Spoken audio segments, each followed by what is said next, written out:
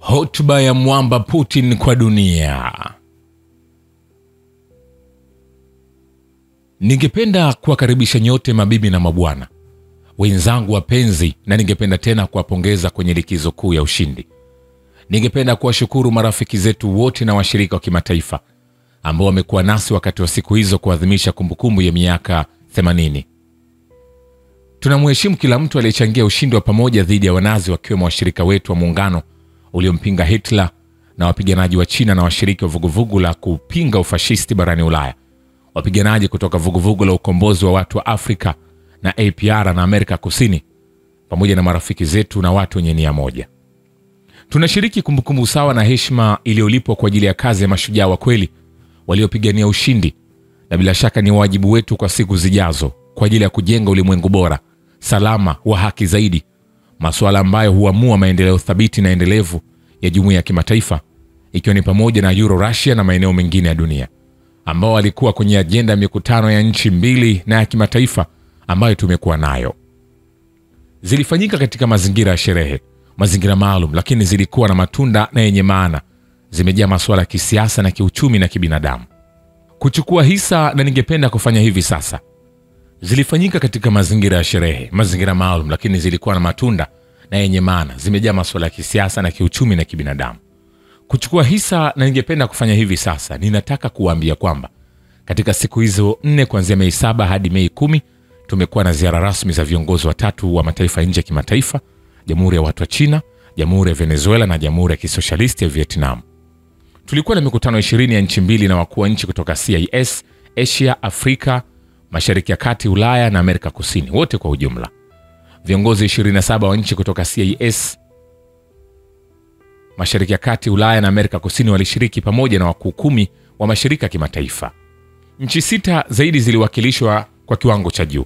Tunaamini kwamba uwakilishi huu mpana wa washirika wa kimataifa na jumuiya ya kimataifa na mashirika ni ushuhuda wa kutia moyo wa uimarishaji kuhusu mawazo ya milele, maadili ya ushindi wetu mkuu. Tunaamini kwamba uwakilishi huu mpana wa washirika wa kimataifa na jumuiya ya kitaifa na mashirika ni ushuhuda wa kutia moyo wa uimarishaji kuhusu mawazo ya milele, maadili ya ushindi wetu mkuu. Tunawashukuru viongozi wa nchi 13 ambao walituma askari wao na vikosi vya kijeshi mgawanyiko kushiriki katika gwaride. Waliandamana pamoja na askari wetu ambao walijaza eneo hili, ambao walionyesha udugu. Na nilifurahia na nawashukuru makamanda wa jeshi la wananchi wa Korea, na natoa salamu zangu za dhati kwa askari maalum wa Jamhuri ya Kidemokrasia ya Korea ambao walitusaidia kwa nia njema kukomboa maeneo ya mpaka wa eneo la Kursk kutoka kwa utawala wa Kiev. Walionyesha ujasiri na ushujaa na walikuwa weledi wa hali ya juu, wakionyesha umahiri na utayari mkubwa.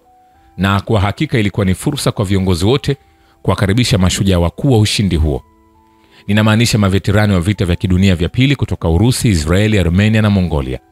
Ningependa kutambua kwamba licha ya vitisho la usaliti wa ulemavu na vikwazo, ikiwa ni pamoja na kuzuia njia ya hewa, baadhi ya viongozi wa nchi za Ulaya wamewasili kutoka Serbia, Slovakia, Bosnia na Herzegovina na wengine. Tunajua jinsi walivyobanwa sana, ndio maana tunathamini kwa dhati ujasiri wao na msimamo wao mkali na uamuzi wao wa kutoa heshima pamoja nasi kwa mashujaa wa vita vya pili vya ulimwengu, vita kuu ya uzalendo ambao walipigania nchi yao na ambao walipigana kukomboa na kuondoa binadamu wote wa tauni ya hudhurungi bila kupita kiasi, ikiwa ni pamoja na kujenga juu ya mafunzo ya historia na hisia za watu wao. Wakati watu wataanza kuelekea kurejesha uhusiano wenye kujenga na nchi hizi za Ulaya, ikiwa ni pamoja na wale ambao leo bado wanashikamana na maneno ya kupinga Urusi na hatua za ukali dhidi yetu, na wamekuwa kijaribu, tumeona hilo siku hizi, wamejaribu kuongea nasi kwa sauti ya juu kwa kutumia lugha na kauli kali. Na mfano halisi wa mahusiano sawa na ya usawa katika karne 21 ni ushirikiano wetu na mwingiliano wa kimkakati na Jamhuri ya Watu wa China. Rais wa China alikuwa mgeni mkuu wa jumuiya ya matukio ya madola inayojitolea kwa maadhimisho hayo ya ushindi. Tumekuwa na mazungumzo yenye manufaa na tumepitisha kauli mbili kuhusu ngazi ya wakuu wa nchi, na tunayo baadhi ya mawakala wenye wino na mikataba ya kiserikali kuhusu nishati, biashara, fedha, sayansi na maeneo mengine mengi. Kama nilivyosema, tumeamua kuwa ziara yangu ya maelewano itafanyika mnamo Septemba kuadhimisha kumbukumbu ya miaka 80 ya ushindi wa jeshi la Japan. Ni ishara na asili kabisa kwamba hafla kuu za ukumbusho zilizowekwa kwa kumbukumbu ya miaka 80 tangu mwisho wa vita vya kidunia zitafanyika huko Moscow na Beijing, miji mikuu ya nchi ambazo watu wao walipitia majaribu na dhiki ya kulipwa bei ya juu zaidi kwa jina la ushindi wetu wa pamoja. Wenzangu wapendwa, nadhani ni haya yote kwa kila mtu ambayo ni juu ya mazungumzo huko Moscow na mikutano huko Moscow. Pia tuligusia utatuzi wa migogoro ya Ukraine, na tunashukuru kwa wageni wetu wote, marafiki zetu kwa umakini wao. Wamekuwa kilipa mzozo huu na kwa juhudi zinazofuatwa na kutekelezwa na wao kumaliza mzozo huu. Kwa hivyo ninaamini katika swala hili kuacha juu ya mada hizi tofauti. Katika swala hili ningependa kusema kwamba inajulikana kuwa Urusi hapo awali iliweka mipango ya kusitisha mapigano, lakini mipango hiyo iliharibiwa na upande wa Ukraine. Kwa hivyo kwa mfano serikali ya Kiev ilikiuka waziwazi makubaliano ya Aprili 30. Siku kusitishwa kwa vifaa vya nishati mnamo tarehe 18 hadi Machi 17 Aprili, na kusitishwa huko kulitangazwa kulingana na makubaliano yaliyofikiwa na Rais Donald Trump. Kwa hivyo kwa mfano serikali ya Kiev ilikiuka waziwazi makubaliano ya siku 30 ya kusitisha mashambulizi kwenye maeneo ya nishati iliyoanza tarehe 18 Machi hadi 17 Aprili, na kusitishwa huko kulitangazwa kulingana na makubaliano yaliyofikiwa na Rais Donald Trump na mimi.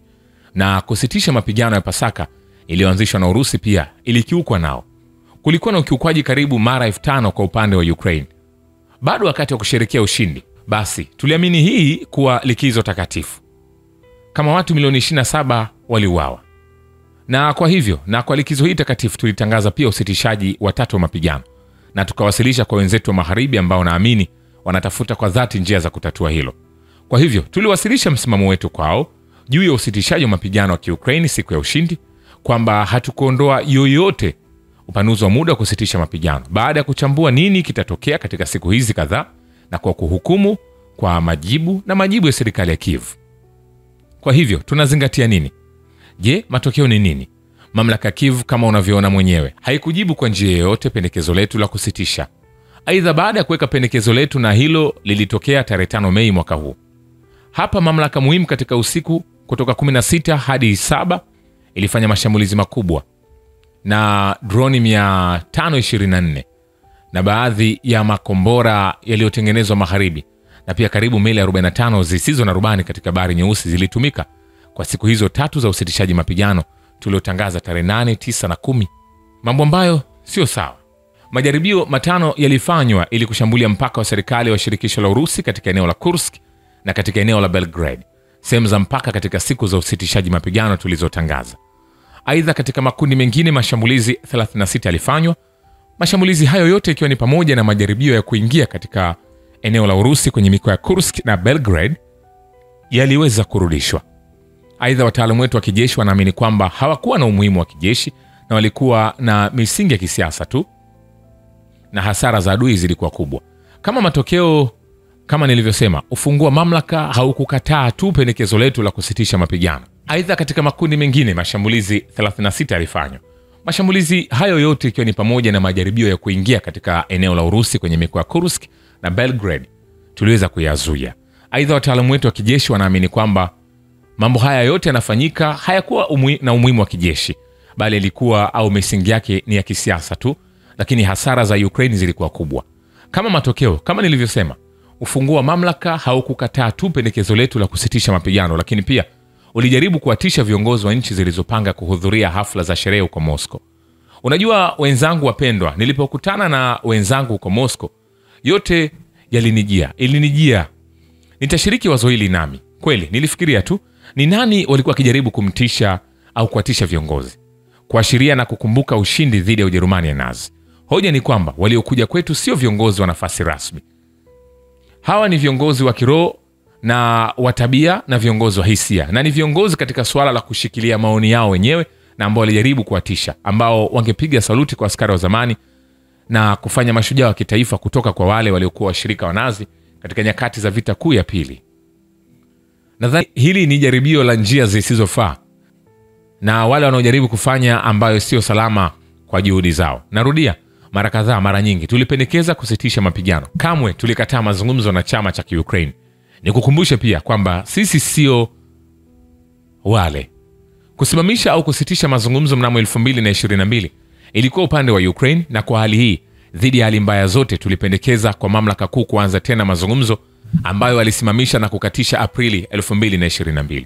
Ninarejelea mazungumzo ya moja kwa moja bila masharti yoyote, na tulipendekeza kuanza mara moja Alhamisi ijayo ya tarehe 15 Mei huko Istanbul. ukumbi ambao ulifanyika hapo awali. Vizuri, inajulikana kuwa wenzao wa Uturuki walipanga vizuri, walipendekeza huduma zao kuandaa mazungumzo hayo, na Rais Erdogan alifanya mengi kuandaa mazungumzo hayo hapo awali. Kama matokeo ya mazungumzo hayo, wakati huo rasimu ya makubaliano ya pamoja ilitayarishwa na kuanzishwa na mkuu wa timu muhimu za mazungumzo, lakini kwa amri ya Magharibi ilitupwa kwenye pipa la takataka. Kesho mazungumzo ya simu yanapangwa na Rais wa Uturuki Erdogan, na ningemuomba atoe fursa hii ya kufanya mazungumzo nchini Uturuki. Ninatumai sana kwamba atathibitisha hamu yake ya kuwezesha amani nchini Ukraine. Tumejitolea kufanya mazungumzo mazito na Ukraine ili kuondoa sababu kuu za mzozo huo, kufikia amani ya kudumu ya muda mrefu katika eneo hili la kihistoria. Siwezi kukataa kwamba wakati wa mazungumzo hayo tutaweza kujadiliana na kuafikiana juu ya usitishaji vita mpya au mapatano halisi ambayo yangeheshimiwa sio tu na Urusi lakini upande wa Ukraine, na ingekuwa hatua ya kwanza kwa amani ya kudumu ya muda mrefu, sio utangulizi kuendeleza mzozo wa silaha baada ya kuandaa na kuinua tena na kuchimba mitaro na kizuizi kipya cha ulinzi. Nani angetaka amani kama hiyo? Kwa hivyo pendekezo letu liko mezani. Kwa hivyo sasa shauri wao na wasimamizi wao kuamua, na wale wanaoongozwa na malengo yao kibinafsi ya kisiasa, sio maslahi ya watu wote. Inaonekana wanataka kuendeleza vita dhidi ya Urusi kwa mikono ya wanazi wa Ukraine. Narudia, Urusi iko tayari kwa mazungumzo bila masharti yoyote. Uhasama sasa unaendelea, vita vinaendelea, na tunapendekeza kwamba mazungumzo yarejeshwe, mazungumzo ambayo hayakusimamishwa na sisi.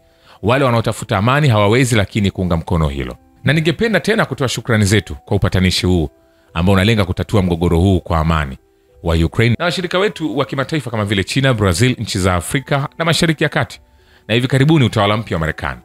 Kwa kumalizia, ningependa tena kumshukuru kila mtu ambaye alishiriki hafla hizi za sherehe pamoja nasi zilizowekwa kwa kumbukumbu ya miaka 80 ya ushindi dhidi ya Unazi.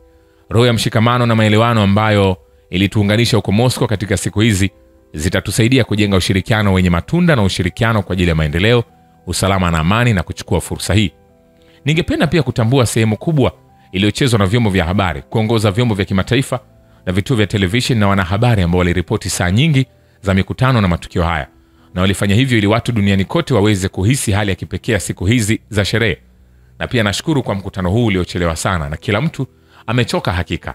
Asante sana kwa umakini wenu mzuri, na kwa kweli ni karibu saa 2 asubuhi saa za Moscow, kwa hivyo nitawaruhusu mwende kupumzika. Asante sana kwa umakini wenu mzuri.